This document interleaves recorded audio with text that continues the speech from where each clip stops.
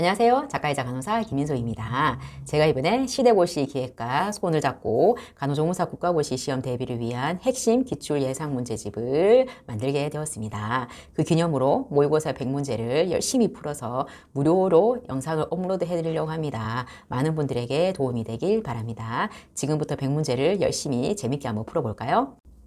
제 책을 가지고 계신 분은 파트 2를 펼쳐주세요.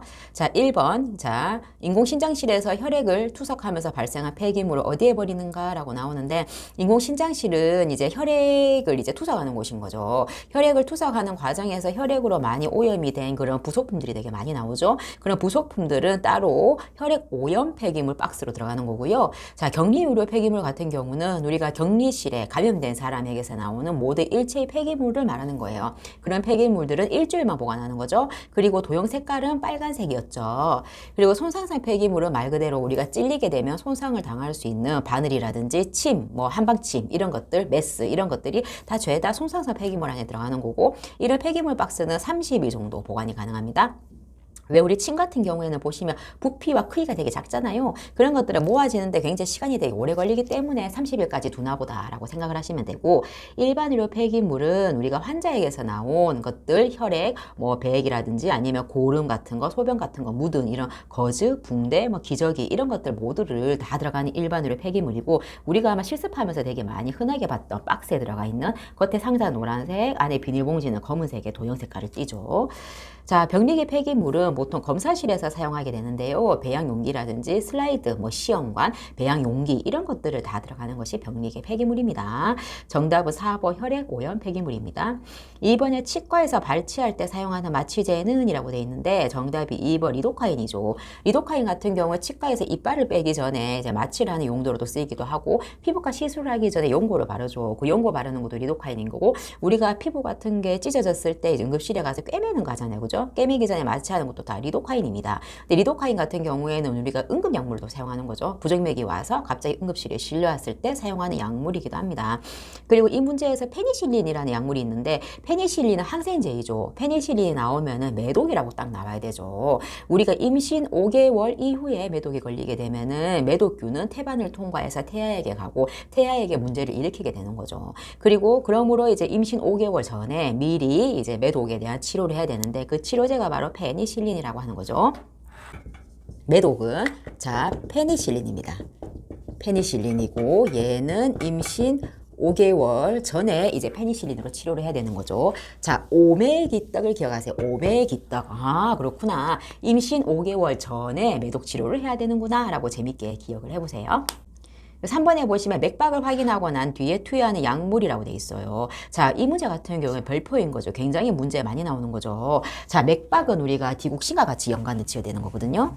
자, 디곡신인데 맥박이 60회 이하일 때는 당연히 금기인 약물인 거죠. 자, 우리가 디곡신을 사용할 때는 이렇게 심부전처럼 심장이 제대로 펌핑을 하지 못하는 경우에 강심제라는 디곡신을 넣어가지고 파워풀하게 이걸 짜줄 수 있게끔 만들어주는 거예요. 근데 심장이 굉장히 강해지는 반면에 부작용이 맥박을 떨어뜨리게 되는 거죠. 그래서 60회 이하가 됐을 때는 디곡신을 투여하지 않는다는 겁니다.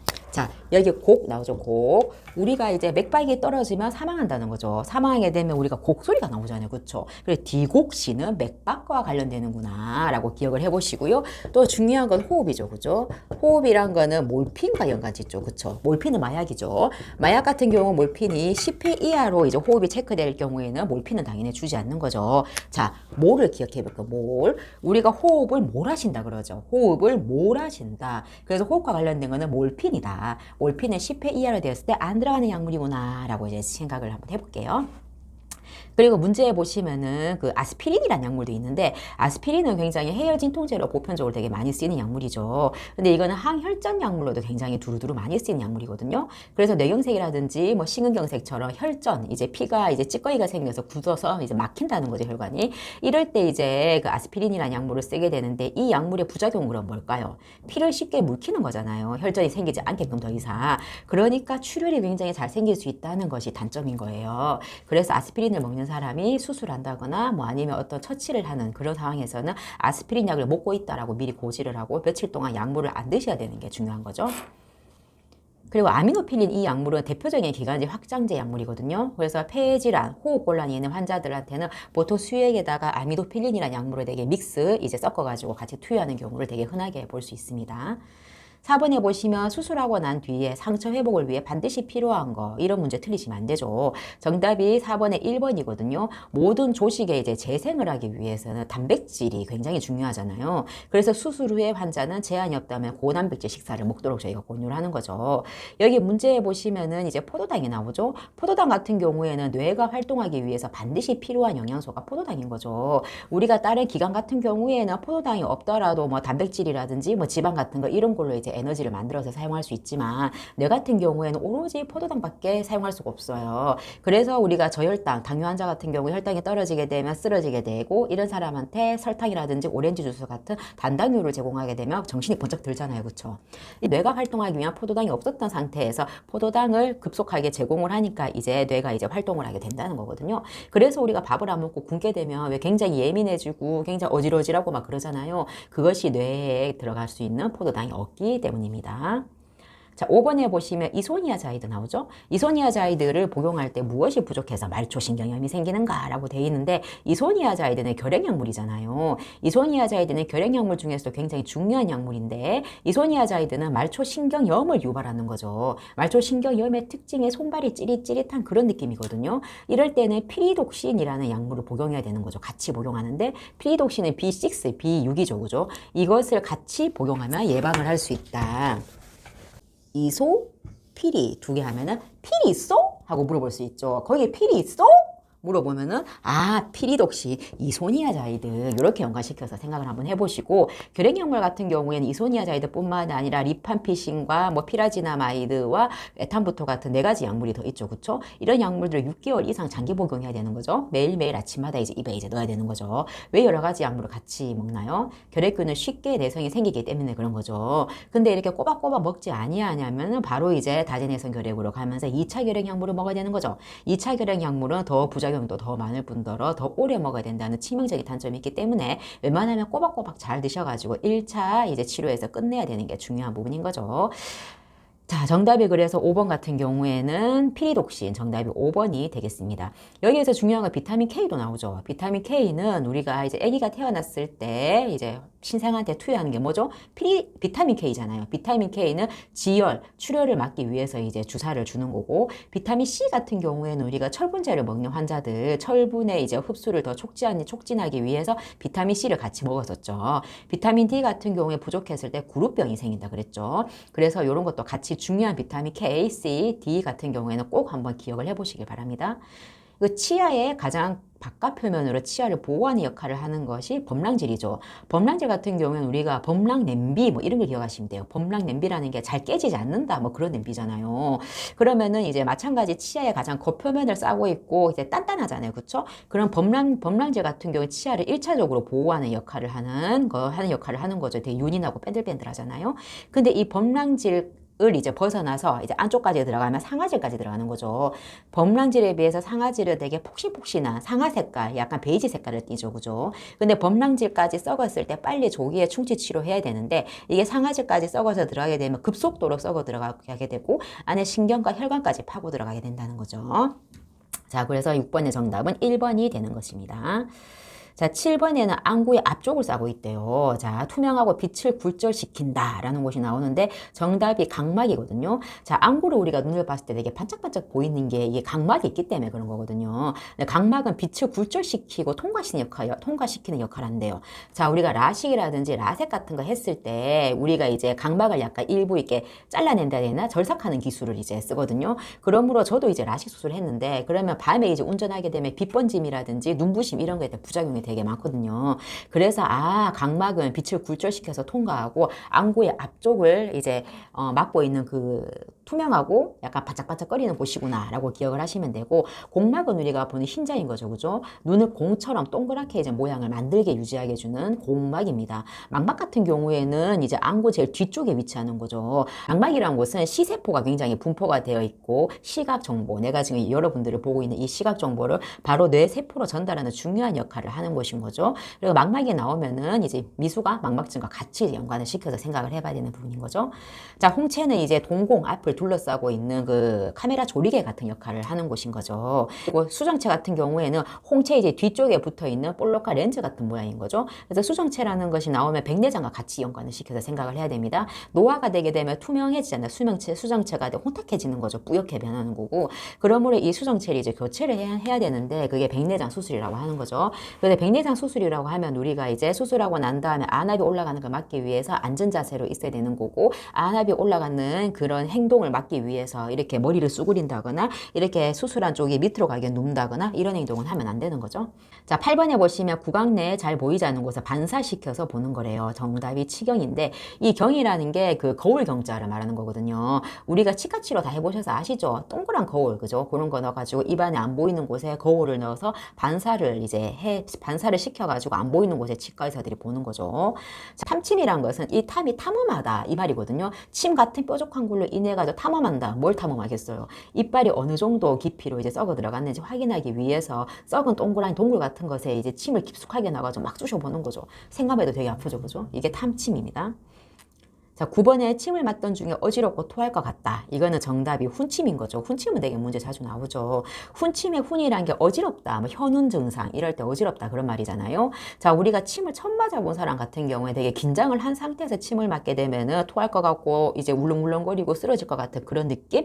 이런 느낌이 왔을 때는 당장 이제 침을 빼야 되는 거죠. 빼고 창문을 열고 바람을 통하게 하고 따뜻한 물 한 모금 마시게 하고 환자는 누워있게 해야 되는 거죠. 자, 10번에 우리가 철분약을 복용하는 환자를 간호할 때 필요한 거, 철분약도 되게 문제 되게 자주 나오죠. 철분약은 이제 대변을 되게 검은색깔로 만들게 하거든요. 소변은 검은색으로 변하는 게 아닙니다. 대변을 검은색으로 만들게 하고 또 대변을 되게 변비가 있게 딱딱하게 만들어요. 그래서 이런 철분약을 먹는 사람은 변비 예방을 위해서 섬유질도 많이 먹고 수분 섭취도 되게 많이 하게끔 이제 권장을 하는 거죠. 그리고 이제 철분약을 먹는 경우에는 아까 대변이 검은색으로 변한다 그랬죠. 이 치아 같은 경우에도 검게 착색을 하게 만들어요. 그래서 철분약을 이제 갈아서 먹거나 아니면 철분약을 액상으로 이제 마시는 형태로 먹는 경우에는 금방 치아가 검은색으로 바뀌게 되겠죠. 그래서 이제 액상으로 되어 있는 철분제를 먹는 경우에 빨대를 이용해서 최소한으로 이빨에는 안 닿이게끔 해야 되는 게 중요한 거죠. 그래서 앞서도 말씀드렸지만 철분약을 먹을 때는 가장 중요한 거는 이제 뭐죠? 비타민 C랑 같이 이제 복용을 해가지고 철분의 흡수를 도와준다는 거예요. 그래서 정답은 여기서 5번, 섬유질을 충분히 섭취한다는 거죠. 자, 11번에 이제 덤핑 증후군과 관련된 내용이 나오죠. 자, 우리가 덤핑 증후군의 덤핑이라는 거는 말 그대로 엄청난 양을 막 쏟아붓는다. 그 말이 덤핑이라는 말이잖아요. 자, 그러면 뭘 그만큼 많이 쏟아붓는다? 음식물을 말하는 거죠. 자, 우리가 정상적으로 위가 있고 소장이 있잖아요. 위에서 충분히 소화가 이루어지고 시간이 지나서 조금씩 소장으로 내려가는 구조인데, 덤핑 증후군은 위암으로 인해 가지고 위에 많은 부분을 드러낸 경우예요. 그래서 식도가 있고 위가 아주 조금 있거나 바로 이제 소장으로 이어지는 경우이죠. 그러면은 옛날에는 위에서 이제 소화가 되는 시간이 있었는데 이제는 바로 다이렉트로 이제 소장으로 막 쏟아져 내려가는 거죠. 그걸로 인해서 많은 부작용이 일어나는 게 덤핑 증후군이라고 하거든요. 그러면 어떻게 해야지 덤핑 증후군을 예방할 수 있겠어요? 그죠? 최대한 소화를 천천히 하게끔 하는 게 중요한 거죠. 최대한 천천히 소화가 되게 하기 위해서 물을 정말 최소한으로 먹어야 되는 거죠. 그리고 식사를 하고 난 다음에는 앉아있지 말고 누워있게끔 하는 거죠. 그리고 식사하고 난 다음에는 운동을 하면 안 되는 거죠. 그리고 식사를 하실 때는 이제 탄수화물을 최소한으로 적게 드시는 이게 중요한데, 왜냐면은 이제 우리가 당분 같은 경우 있죠. 당이 수분을 끌어당기는 역할을 하거든요. 왜 우리가 여름 같은 데 보면은 되게 달달한 음료수 같은 거 먹고 나면 물이다 막 되게 땡기잖아요. 그거랑 똑같아요. 이 당분이 수분을 끌어당긴다. 아, 그런 탄수화물, 단 음식 이런 걸 되게 많이 먹게 되면은 이게 소장 주위를 지나가는 혈관들 있죠. 그 혈관 안에 들어가는 혈액이 있잖아요. 그렇죠? 혈액에 있는 수분을 이 음식물들, 이 당분들이 뺏어온다고 생각을 하면 돼요. 그러면 소장에 진행하는 혈관 입장에서 수분을 뺏기는 거기 때문에 어떻게 되겠어요? 탈수 증상이 나타나는 거고, 심지어 쇼크까지 증상이 있을 수 있는 거고, 수분을 뺏기게 되니까 어지러운 증상까지 나타나게 되는 거거든요. 그래서 덤핑 증후군 환자한테는 탄수화물을 그래도 적게 이제 드시는 걸로 이제 권유를 해 드려야 되는 겁니다. 그리고 이제 식사를 하실 때 단백질을 되게 많이 드시고 지방식이 같은 걸 좀 먹도록 하죠. 왜냐면은 지방식이라든지 단백질 같은 경우 위에 머무르는 시간을 많게 하는 거죠. 소화를 되게 더디게 하는 음식물인 거죠. 그래서 덤핑 증후군 예방하는 방법에 대해서 우리는 다 기억을 하고 계셔야 됩니다. 자, 우리 협심증이 있는 환자가 태어나면서 알고 있어야 되는 거 말하는 거죠. 협심증이랑 심근경색은 다르죠. 심장에 지나가는 중요한 동맥이 관상동맥이죠. 그러면 협심증이란 거는 이 관상동맥이 어떤 이유로 인해서 좁아진 경우에요. 좁아져가지고 이게 혈액이 제대로 돌지 않으니까 심장에 흉통, 통증이 느껴지는 거거든요. 그럼 내가 이제 운동을 하던 중에 갑자기 흉통이 느껴지잖아요. 그렇게 되면 당연히 운동을 멈추어야 되는 거잖아요. 안 멈추고 계속 하게 되면 심장은 그만큼 계속 뛰어야 되니까 에너지를 계속 쓰고 산소를 계속 필요로 하는 상황인 거예요. 그러면 당연히 심장에 더 많은 스트레스가 가해지는 거고 더 안 좋아지고 극구에는 사망도 할 수 있게 되는 거죠. 그래서 이런 협심증 환자한테는 중요한 거는 그런 통증이 느껴졌을 때 니트로글리세린이라는 약을 꼭 드시라고 얘기하잖아요. 그죠? 이거는 혀 밑으로 먹는 거잖아요. 그쵸? 혀 밑으로 녹여서 복용하는 거죠. 녹여서. 그죠? 녹여서. 자, 우리가 니트로, 혀 밑으로. 자, 니트로. 혀 밑으로 이렇게 같이 해서 재밌게 기억을 해보세요. 니트로글리세린은 결코 꿀꺽 삼켜서 먹는 약물이 아닙니다. 니트로글리세린은 혈관을 확장하는 약물이에요. 그래서 이 약물을 복용하면 혈압이 떨어질 수 있는 부작용도 당연히 있죠. 협심증이 더 증상이 심해지게 되면 더 이제 심근경색으로 가게 되는 거죠. 심근경색은 협심증과 다르게 심장이 어떤 이유로 확 이제 막혀서 버린 거죠. 그리고 또 니트로글리세린 같은 경우에는 우리가 투명한 병이 아니라 갈색 병에 이제 보관을 해가지고 햇볕을 이제 받지 않게끔 하는 거죠.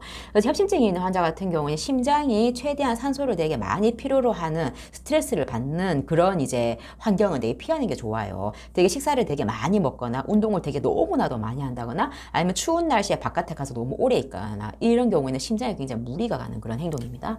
13번 같은 경우에는 졸리는 상태와 비슷하다 이거죠. 이거는 기면 상태예요. 우리가 의식 단계인데 첫 번째는 명료한 단계죠. 지금처럼 대화가 원활하게 잘 통하는 그런 상태. 이게 명료인 거고 기면은 그 면자가 수면이라고 생각하시면 돼요. 자, 수면. 이게 우리가 잠을 자고 있는 상태랑 비슷하다. 흔들어서 누구야? 누구야? 라고 이제 깨우면은 하고 이렇게 반응을 하는 게 기면 상태라고 하는 거죠.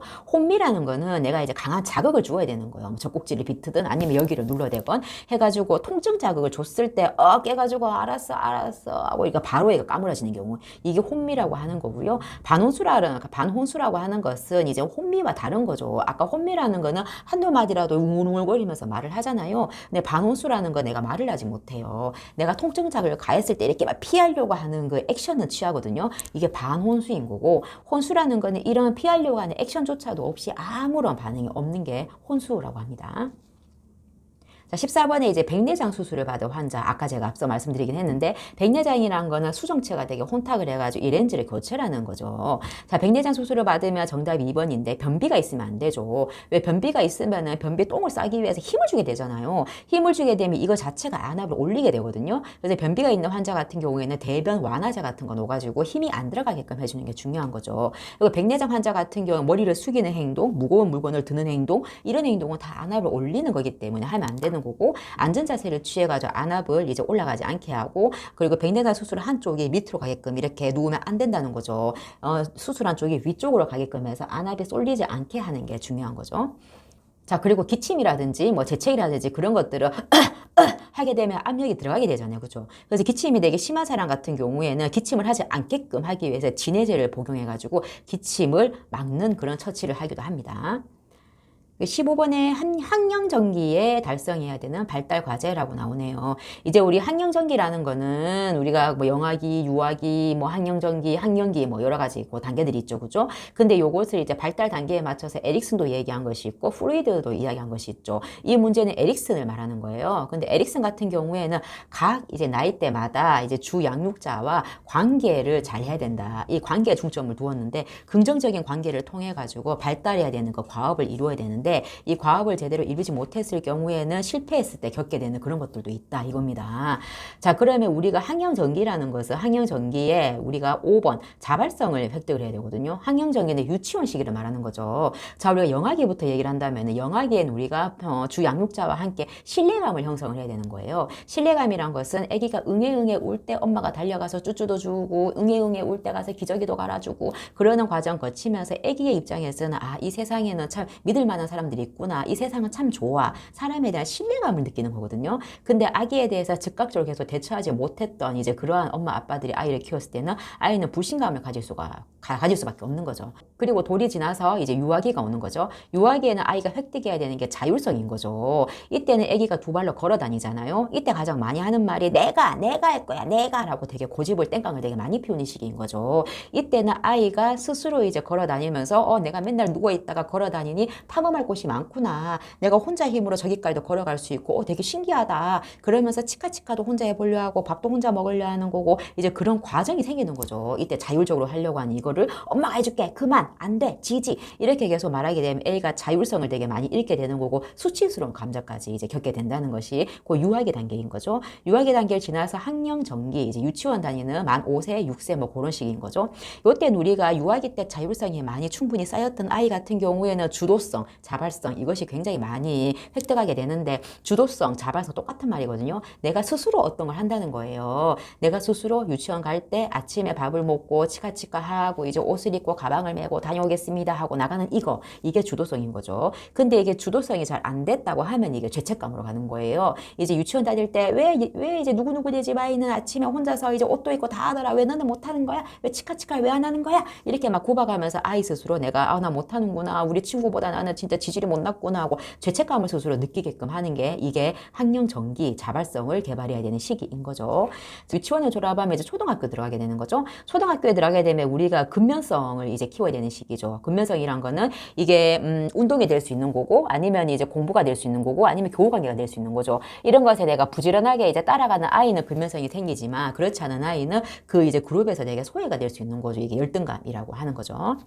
16번을 보면 미숙아 망막증을 예방하기 위해서 어떤 간호를 해야 되는 건가? 우리가 미숙아 같은 경우에는 우리가 모든 장기, 모든 기관들이 다 발달하기 전에 일찍 태어나 버리는 게 문제인 거잖아요. 근데 앞서 말씀드렸듯이 망막이라는 것은 시세포가 굉장히 밀집이 되어 있는 너무나도 중요한 곳이라 그랬죠. 그렇죠? 근데 아이가 일찍 태어났대요. 그런데 이제 아이가 일찍 태어나서 인큐베이터, 보육기 안에 들어가겠죠. 그러면 보육기를 통해서 산소를 계속 공급을 하는 거죠. 근데 우리 이제 선생님들이 고농도의 산소를 계속 공급을 했다고 가정을 한다면은 이 망막의 입장에서는 내가 이제 애써 이제 망막을 잘 이제 발달시키고 만들기 위해서 혈관을 만들어내고 노력을 해야 될 필요가 없어지는 거예요. 왜냐하면 가만히 있어도 산소를 계속 주기 때문에 그런 거죠. 그래서 망막이 손을 놓고 있는 거예요. 이렇게 망막을 발달시키려고 노력을 하지 않고 그러다가 고농도의 산소에 적응이 된 이제 망막이 어느 정도부터 산소를 내가 줄이거나 없애거나 그렇게 되잖아요. 그러면 망막의 입장에서는 어머 큰일 났다. 이제 산소가 이제 더 이상 없어. 어떻게 막 급작스럽게 막 만들려고 노력을 하더라도 이제 망막이 만들어내질 수가 없는 거예요. 발달할 수가 없는 거죠. 그래서 이제 망막증이라는 게 굳어진다. 왜 굳은 살처럼 딱딱해진다. 이런 말인데 결국은 실명으로 갈 수가 있게 되는 이제 무서운 일인 거죠. 그래서 미숙아 망막증을 막기 위해서는 우리가 고농도의 산소를 절대 주면 안 되는 거고 산소 포화도가 어느 정도 정상 레벨로 유지할 수 있을 정도의 최소한의 산소를 공급해 주면서 망막이 이제 만들어지는 것을 도와줄 수 있는 정도까지만 해야 되는 게 중요합니다. 17번에 보면은 미숙아의 특징으로 옳은 것은이라고 나오는데 이제 미숙아의 특징을 우리가 기억을 하셔야 되죠. 미숙아는 쉽게 일찍 태어난 아기를 말하는 거잖아요. 우리가 미숙아는 솜털이 되게 많아요. 왜 우리가 임신 후반기에 보면 양수에 솜털이 빠져서 둥둥 막 떠다니고 그러거든요. 하지만 미숙아는 일찍 태어나기 때문에 그 솜털이 다 빠지지도 않는 상태에서 나기 때문에 보송보송 이제 털이 많다는 거고 그리고 미숙아는 되게 머리가 상대적으로 되게 많이 크죠. 그리고 피부의 지방층도 이제 발달하지 못했다 보니까 되게 피부가 투명하게 보이는 게 특징이죠.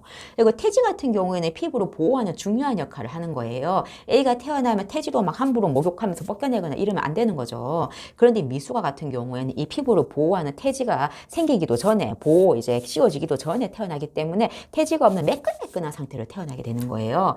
귀 연골 같은 경우에는 다 이제 미숙하기 때문에 되게 몰랑몰랑하고 물렁물렁한 거죠, 쉽게 그냥.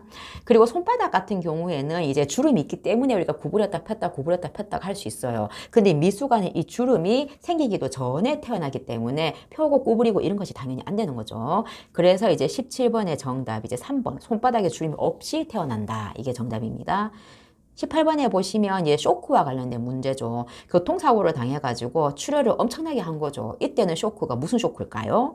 저혈량성 쇼크예요. 저혈량성 쇼크. 저혈량이란 거는 피가 피의 양이 되게 적다 이거잖아요. 저혈량성 쇼크.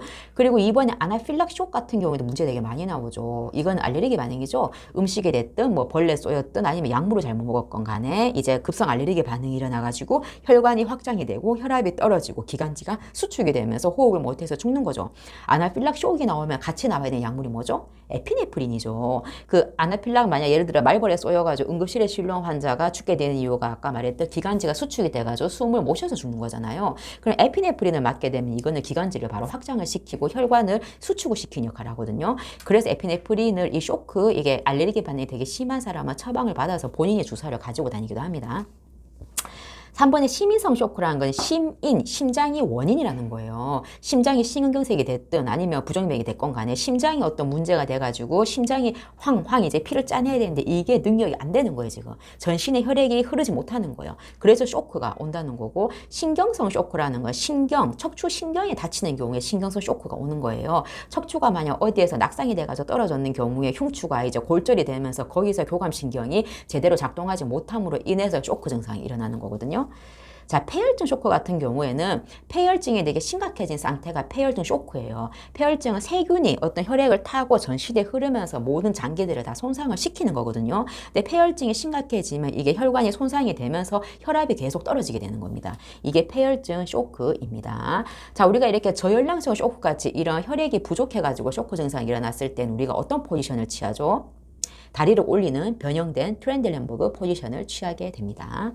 자, 19번에 보시면 자동 심장 충격기를 사용하는 방법에 대한 설명으로 옳은 것은 나오는데 정답이 3번. 자, 충격을 가할 때 모두 손을 떼야 한다 라고 나오는데, 우리가 길을 가다가 이제 갑자기 환자가 의식이 없어져가지고 쓰러져가지고 이런 경우에 우리가 자동 심장 충격기 있죠. 뭐 건물 같은 데 보면 다 이렇게 있잖아요. 그죠? 자동 심장 충격기를 가지고 와가지고 환자한테 이렇게 충격을 준다는 거예요. 그러면 이제 이 환자가 쓰러져가지고 의식이 없는 상태에서는 심장에 문제가 있어가지고 의식이 없을 수도 있고 아니면 다른 이유로 인해가지고 의식이 없을 수도 있잖아요. 근데 많은 대부분이 심장에 극심한 부정맥이 와가지고 그렇게 사망하는 경우가 많기 때문에 일단은 자동 심장 충격기를 가지고 와가지고 이렇게 심장이 문제인지 뭐가 문제인지 한번 읽혀보는 거예요. 패드를 붙여가지고. 이 패드를 붙이는 거는 오른쪽 쇄골아래 하나 붙이고 왼쪽 젖꼭지와 이제 옆에 이제 흉부 겨드랑이 중앙선이 지나가는 부위에 패드를 하나 붙이는 거죠. 하나 두 개를 붙이는 거죠. 두 개를 일단 붙이고 나가지고 이제 이 자동심장 충격기가 읽어야 돼요. 이 사람이 심장에 문제가 있어서 그런지 아니면 다른 이유 때문에 그런지 읽겠죠. 그죠? 그 읽는 과정에서 나는 당연히 손을 떼야 되는 거예요. 손을 떼고 나서 이 사람이 심장에 문제가 있는 거예요 라고 자동심장 충격기가 읽으면 여기서 자체에서 충격이 팍 가해지는 거예요. 심장에다가. 그 충격이 팍 가해질 때도 난 당연히 손을 떼고 있어야 되는 거죠. 그러면서 충격을 이제 가하고 난 다음에는 멈추지 않고 30대 2로 계속 나는 심폐소생술을 계속 유지해야 되는 거죠. 119가 올 때까지. 자, 20번에 보시면 아토피를 겪고 있는 아이에 대한 간호죠. 그죠? 아토피 환자도 되게 문제 되게 많이 나오죠. 아토피 환자는 되게 소양증, 긁는 게 되게 문제인 거잖아요. 그러므로 이제 이런 환자는 팔꿈치 보호대를 해가지고 팔을 굽히지 않게끔 이제 하는 거죠. 그럼 여기 사지 보호대는 왜 적용하면 안 되는 거예요? 사지 보호대는 손발 이렇게 묶어버리는 거죠. 신체 보호대 적용 원칙은 최소한의 원칙이에요. 최소한으로 할 수 있는 거를 먼저 적용한다. 장갑 보호대라든지 아니면 팔꿈치 보호대나 여러 가지 방법이 있죠. 하지만 애기한테 가장 할 수 있는 최소한의 보호대는 팔꿈치 보호대라는 거예요. 그리고 애토피 같은 경우에 소양증이 있기 때문에 당연히 이제 피부가 건조하면 안 되죠. 항상 촉촉한 상태를 이용해야 되는 거고 중성 비누를 이제 사용해야 된다는 거 당연히 중요한 부분인 거죠. 그리고 방의 온도도 이제 따뜻한 것보다는 서늘하게 유지해야지 소양증을 이제 완화시킬 수 있는 거고 면으로 된 깨끗한 옷을 입혀야 되는 것도 다 알고 계시죠. 21번에 보시면 분만 2기의 태아 맥박이 80회 이하로 떨어질 때 산모가 취해야 될 자세는 이라고 나오는데, 분만 2기라는 거는 우리가 자궁이 10cm까지 다 열리고 난 다음에 아기가 나오는 그 시기가 분만 2기라고 하는 거죠. 분만 1기는 자궁이 이제 경관이 10cm까지 열릴 때까지 그때가 분만 1기인 거고, 자, 그럼 분만 2기에 이렇게 태아 맥박이 떨어지는 거는 태아한테 제대로 산소가 전달이 되고 있지 않다는 거예요. 그러면은 이게 뭐 산모의 포지션이 문제일 수도 있고 아니면 태아가 안에서 제대가 눌려서 그런 것일 수도 있겠죠. 그렇게 될 경우에는 산모가 어떤 자세를 취해야 되는가? 좌측이라고 나옵니다. 왼쪽이 밑으로 가게 옆으로 이제 누워야 되는 자세를 취하는 거죠. 왜 왼쪽으로 누워야 되냐면은 이제 우리가 하지 쪽으로 지나가는 중요한 혈관이 약간 우측에 위치하고 있어요. 그렇다 보니까 왼쪽이 밑으로 가게 누워야지 혈액순환을 되게 촉진할 수가 있는 거죠. 자, 22번에 보시면은 노인이 겪게 되는 소화기계 변화라고 나오는데 이제 노화 과정에 대해서 우리가 반드시 알고 계셔야 되거든요. 노화라는 거는 모든 신체의 전반적인 기능이 다 떨어지는 거죠. 호흡의 기능도 떨어지고 소화의 기능도 떨어지고 소화관의 근육, 근육 운동도 떨어질 뿐더러 타액과 이제 소화액도 분비가 되게 많이 떨어지는 거예요. 그러면 타액이 침이죠. 그죠? 입안에 나오는 침, 타액 분비가 줄어들게 되면 구취가 많이 생기게 되는 거고 타액 분비가 줄어들면 그만큼 구강내 염증도 되게 많이 발생할 수밖에 없습니다. 그리고 소화관의 근육 운동이 많이 떨어지다 보니까 변비도 당연히 같이 오는 게 맞죠. 근데 괄약근 자체는 이제 긴장도가 되게 낮아져요. 그래서 어르신들 보면은 소변, 대변 같은 거 막 실금실변을 막 하시는 거죠. 그래서 22번 정답은 1번이 됩니다. 23번에 이제 노인의 수면을 도와줄 수 있는 간호라는 건데 수면과 관련된 간호는 되게 중요시하고 많이 알고 계셔야 됩니다. 노인의 수면을 도와주는 방법은 정답이 5번이거든요. 공복감을 느낀다면 이제 밤에 자기 전에도 가볍게 간식 정도 조금 드셔도 된다는 거고 이제 노인은 되게 수면 패턴이 되게 좀 불규칙하죠. 되게 밤에도 좀 자기 되게 힘들어하고 수면도 불량하고 깼다가 잤다 깼다 잤다 계속 그러죠. 그러다 보니까 되게 아침에 늦게까지 주무시려고 하죠. 하지만 수면이 아무리 밤에 힘들었다고 하더라도 항상 일정한 수면 패턴 유지하게끔 이제 우리가 도와줘야 됩니다. 그래서 아침에 식사를 해야 되니까 아침에 일어나서 식사하세요. 그러고 난 다음에 낮에 이제 정말 피곤해서 잠을 조금 자더라도 낮잠을 최소한으로 주무시도록 해야 되는 거죠. 그러니까 밤에는 주무시게 은은한 이제 조명 같은 거 살짝 켜줘야 되는 거고 밤엔 이제 화장실에 이제 왔다 갔다 할 수 있기 때문에 넘어지지 않게 하기 위해서 이제 미등을 켜는 이유도 있습니다. 수면등을. 그리고 이제 밤에 자기 전에는 충분히 이제 물을 먹으면 어떻게 되겠어요? 밤에 계속 소변 다니기 때문에 저녁 시간 이후에는 가급적 물을 먹지 않도록 하는 거고 그리고 이제 밤에 주무시기 전에는 이제 과하게 뇌에 자극이 되기 때문에 운동 같은 거 당연히 피해야 됩니다. 24번에 치매 환자를 돌보는 간호. 자, 치매 환자 같은 경우에는 여기 24번 정답이 3번이거든요. 치매 환자는 이제 장기 기억과 단기 기억 있잖아요. 장기 기억은 내 옛날에 내가 이제 어렸을 때 우리 엄마 아빠랑 뭐 했다. 옛날 기억이 장기 기억인 거고 단기 기억은 내가 어제 뭐 했다. 일주일 전에 뭐 했다. 최근의 기억인 거죠. 근데 치매 환자들은 장기 기억은 살아있죠. 옛날에 내가 시집 올 때 어땠다. 이런 얘기는 하는데 내가 어제 누구 만났더라. 이런 거 전혀 기억을 못 하시는 거죠. 치매 환자들에게 인지가 되게 많이 떨어지기 때문에 엉뚱한 행동도 많이 하시고 상황에 안 맞는 말씀도 되게 많이 하시는 거죠. 그리고 되게 배회한다 그러죠. 밖에 막 돌아다니려고 하시고 막 그러는 거죠. 그러면 이런 치매 환자를 돌볼 때 우리가 할 수 있는 건 단순한 과업을 제공할 수가 있어요. 뭐 이게 뭐 스케치북 같은데 동그라미 같은 거 그리는 과업이라든지 아니면 콩 고르기라든지 아니면 콩나물 따기 뭐 그런 거 있죠. 그런 같은 단순한 과업을 제공했을 때 이제 환자가 약간 다른 거 분산된 배회하려고 하는 되게 엉뚱한 행동 뭐 그런 것들을 조금이나마 여기 단순한 과업에 집중할 수 있게끔 해줄 수 있는 게 있거든요. 그래서 정답이 3번이 됩니다.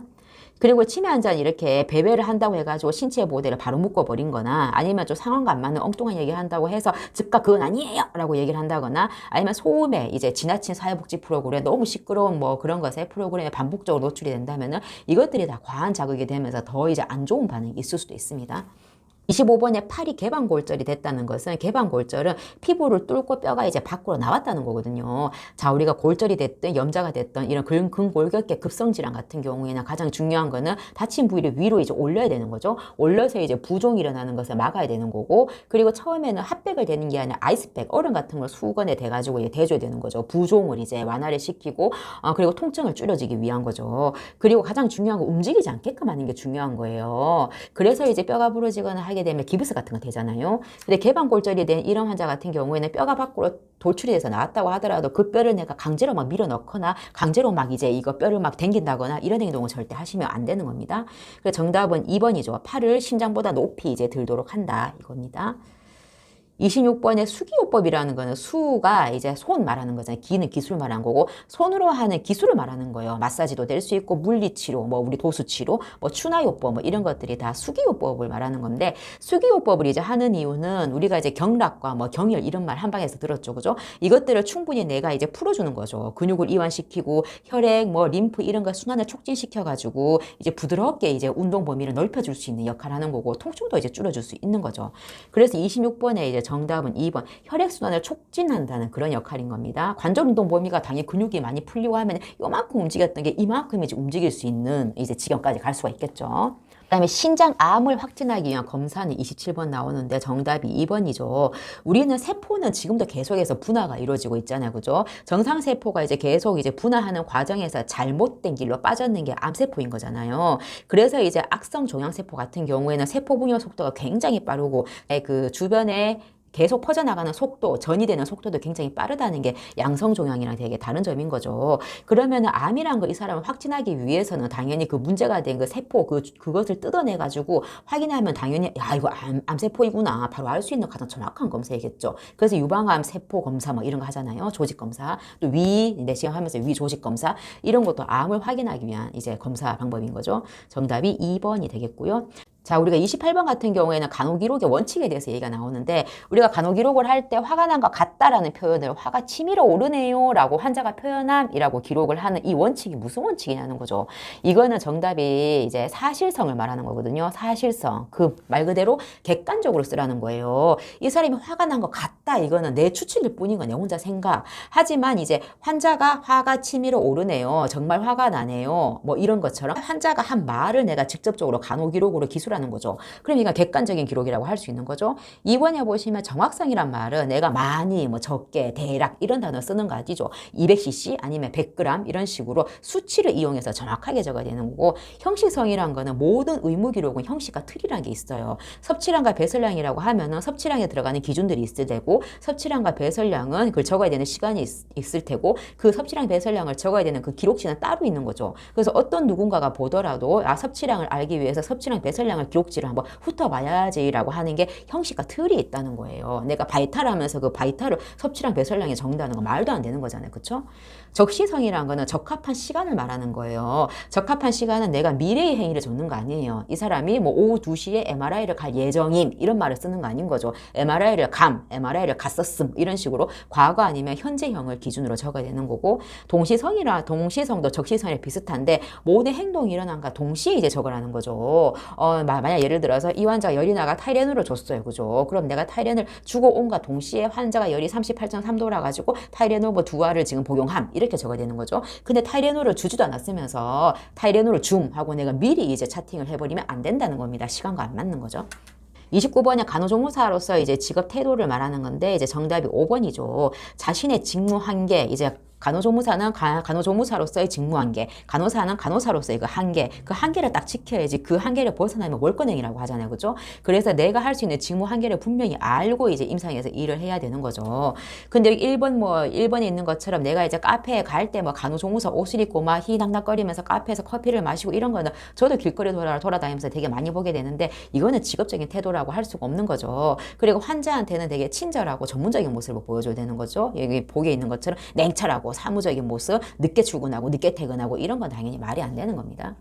30번에 보시면 환자가 감사의 의미로 선물을 뭐 이렇게 갖다 줬대요. 병원에 이런 경우가 가끔 있거든요. 이럴 땐 우리가 받으면 안 되는 거죠. 정중하게 사양을 하는 게 정답이죠. 정답 1번이지만 이거는 병원의 규칙이에요 하면서 냉정하게 되게 사무적으로 딱딱하게 얘기한다거나 아니면 내가 선물을 받아서 뭐 이제 수간호 선생님한테 뭐 준다거나 내 혼자 챙긴다거나 이런 행위도 절대 하시면 안 됩니다. 31번에 보시면 질식분만을 한 산모래요. 회음부 불편감을 막기 위해서 이제 할 수 있는 게 뭐겠어요? 여기 나오는 케겔 운동도 될 수 있는 거고 대표적으로 좌욕이 들어가는 거죠. 좌욕 같은 경우에 되게 문제 되게 자주 나오죠. 좌욕은 이제 5분 안팎으로 하는데 하루에 3번에서 4번 정도 하는 거죠. 그죠? 근데 이제 좌욕할 때는 이제 이 원리가 회음부의 혈액순환을 되게 촉진을 시켜가지고 염증도 되게 줄이고 통증도 줄일 수 있는 이 효과인 거죠. 물의 온도 같은 경우에 40도에서 살짝 이제 오르락 내리락 하는 온도가 좋은 거고 쪼그리고 앉는 자세를 이제 취하지 않죠? 그렇게 하다가 옆으로 쓰러져서 기절할 수도 있으니까.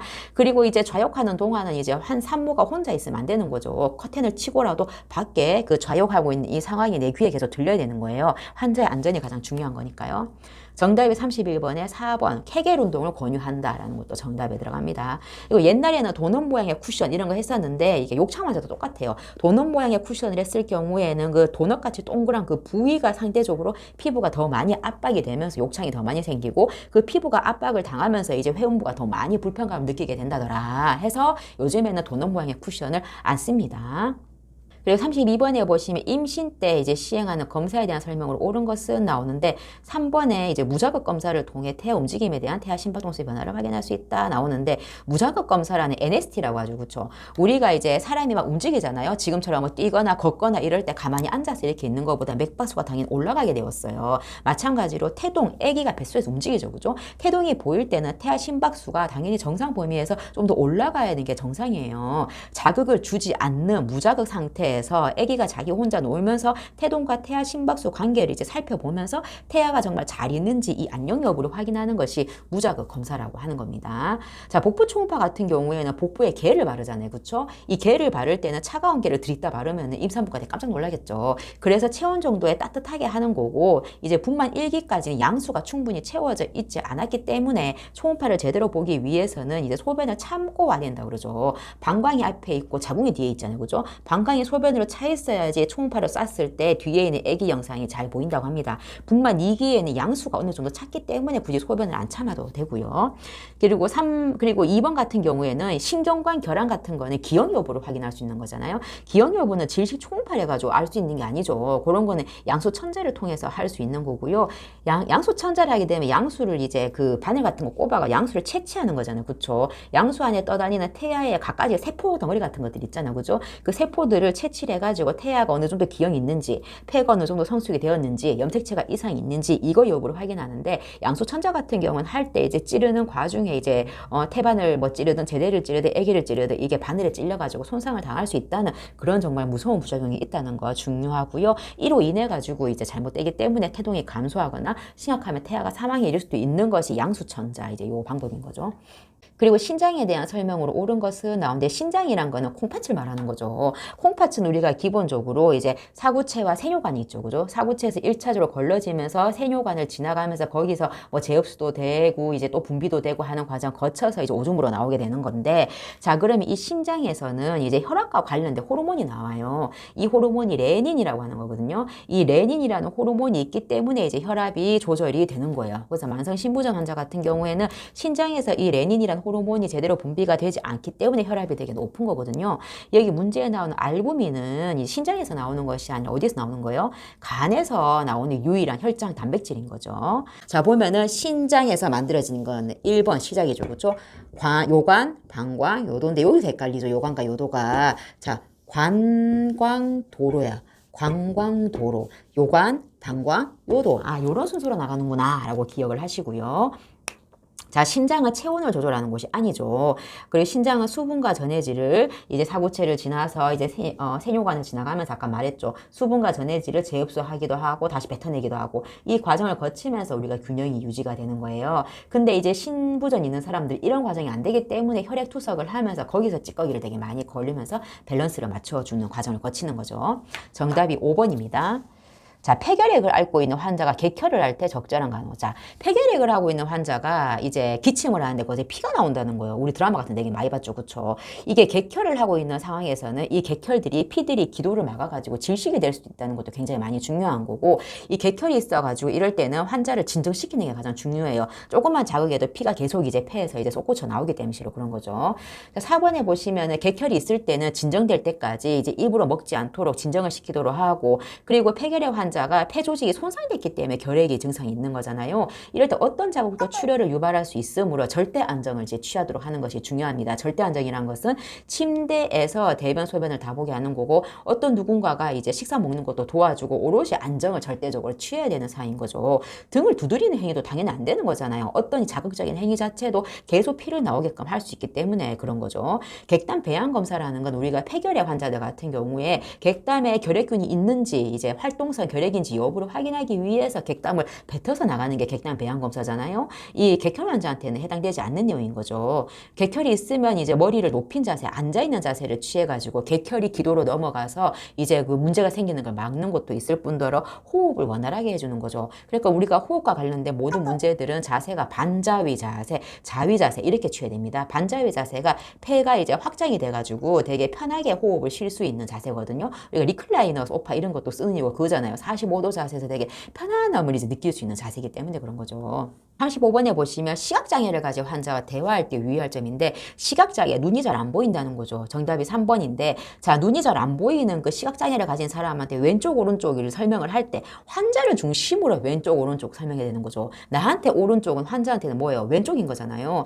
그래서 환자를 중심으로 얘기한다라는 거고 환자한테 터치를 하거나 이럴 때는 잠깐 등 좀 만질게요. 잠깐 손 좀 만질게요. 이렇게 하고 미리 얘기를 하고 만져야지 냅딱 이렇게 만져버리면 환자가 되게 놀라게 되는 거죠. 지시대명사라는 것은 이곳 저곳 이런 걸 말하는 거죠. 눈이 안 보이는 분한테 이곳으로 가세요. 저곳으로 가세요. 이런 얘기 하면 안 되죠. 그리고 4번에는 소리를 지르지 않고 중저음으로 얘기하는 거는 청각장애가 있는 분한테 얘기하는 거죠. 노인성 난청 뭐 그런 환자들한테. 시각장애는 귀는 정상이잖아요. 특별한 문제가 없다면. 그래서 4번은 해당이 되지 않습니다. 5번에 보시면 일어날 상황. 자, 이제 문이 나올 거예요. 문턱이 나올 거예요. 조심하세요. 일어날 상황에 대해서 미리 얘기를 해줘야 되는 거죠.